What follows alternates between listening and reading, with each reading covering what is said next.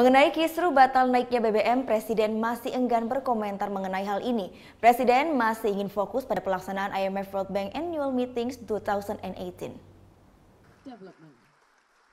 Fokus pada pelaksanaan IMF World Bank Annual Meetings 2018, Presiden Joko Widodo enggan berkomentar mengenai batal naiknya bahan bakar minyak jenis premium pada 10 Oktober lalu.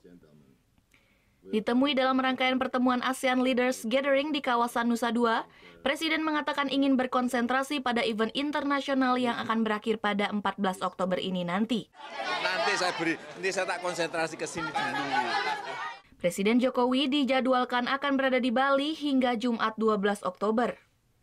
Presiden juga akan menghadiri acara puncak IMF World Bank Annual Meetings 2018, yaitu Annual Meetings Plenary pada Jumat esok.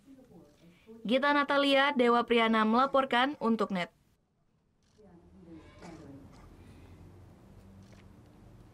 Oh ya beneran. Iya, oke. Nah, udah kan nonton beritanya? Jangan lupa di-subscribe, di-like, dan juga di-komen ya akun YouTube dari Net Bali. Terima kasih udah subscribe. Yang belum, jangan sampai lupa. Di sebelah sini nih.